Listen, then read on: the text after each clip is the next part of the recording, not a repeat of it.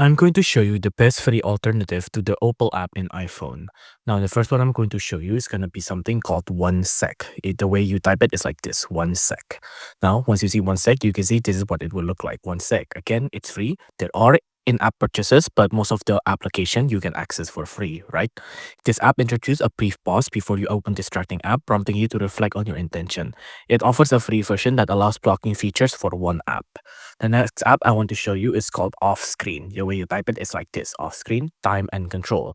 Now, Off Screen tracks your screen time and offers features like Pomodoro timers, background sound to aid concentration. While it has a one-time premium feature purchase, it also provides a free version with basic functionalities.